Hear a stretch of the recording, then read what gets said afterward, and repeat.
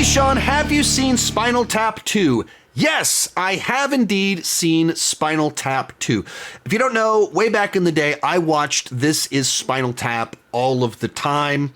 In fact, the guitar that I purchased when I finally had my middle-aged disposable income was this one that looks an awful lot like Nigel's. Now, he had the Gibson Black Beauty. This is the Epiphone Black Beauty, but Spinal Tap, huge influence on me, a movie I watched all the time. I still quote, this amp goes up to 11 all of the time, and other little things from that movie.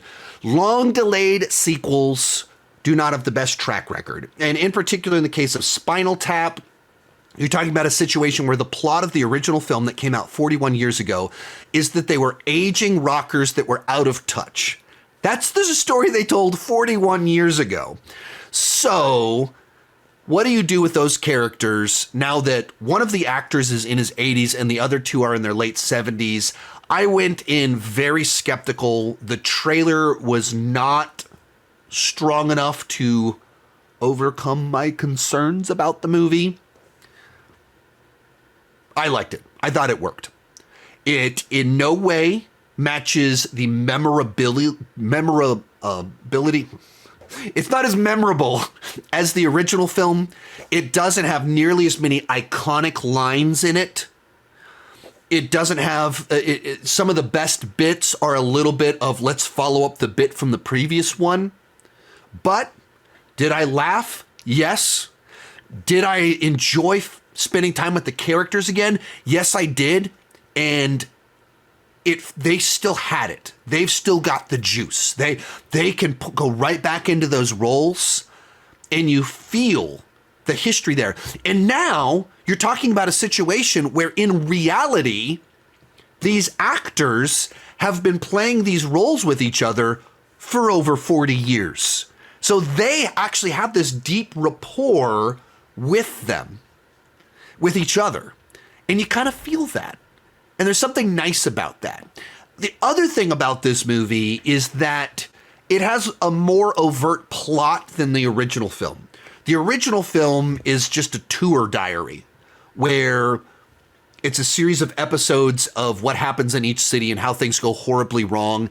And there's a little bit of growing tension, and there's, classic, things fall apart, they get back together, and the final victory at the end of it.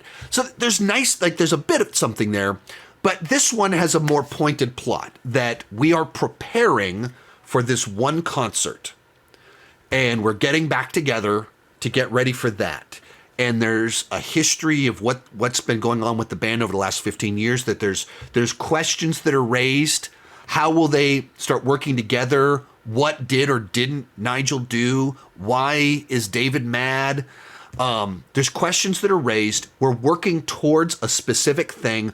And so there's a more overt plot to it that kind of makes it flow a little bit better than the original film, and in no way suggesting this is better than the original film. But on just a story level, it does have a better flow to it because it is more plot-based than the original film.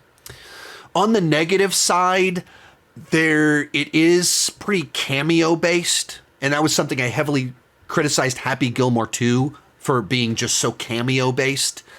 And this has a lot of musical cameos, and some of them are really nice because they add prestige to it. When Paul McCartney and Elton John show up in your fake band documentary, there's not bigger rock names than them.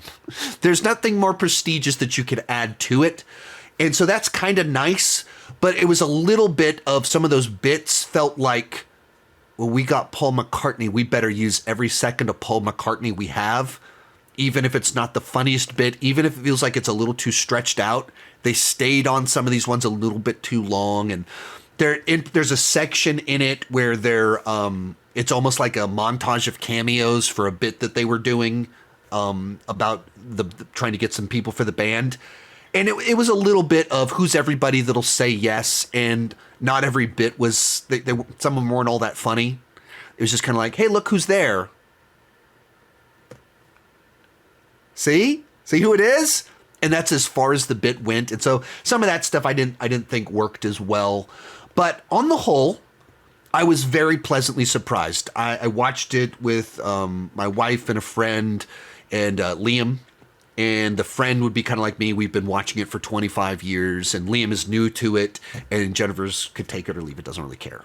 All four of us enjoyed it. All four of us were laughing. And my friend, who's probably a little bit more critical than I am, but also maybe more inclined to like comedies than me, he's like, all right, I laughed. It worked. It was good.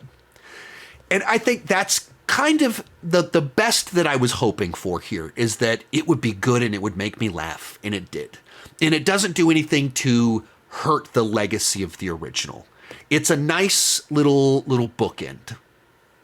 Like a Stonehenge-shaped bookend. It's nice. It's not nearly as memorable. It's not as iconic. It doesn't have as many of the great bits. But it is consistently entertaining. It's consistently funny. It's consistently charming. And it's just great to spend time with them again. And there have been little bits that my son's been quoting, like, it looks like pizza.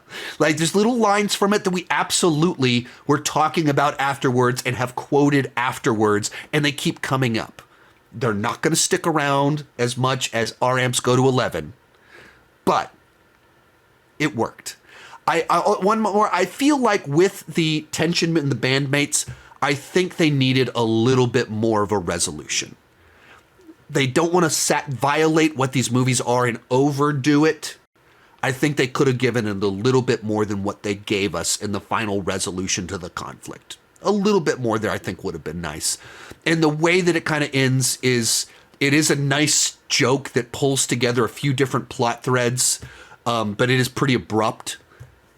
I don't know what I would have done different. I don't have a different thing in mind with something like this. You want to end with a big bit, and that's what they did. They ended with very much a bit. A big bit. If you see it, you know what I'm talking about. Yeah, I liked it. Like, it was good. So if I had to give it a score, I'd probably give it a B, 7.5 out of 10 on the entertainment scale. And if you're a Spinal Tap fan, you should see it. It is worth seeing.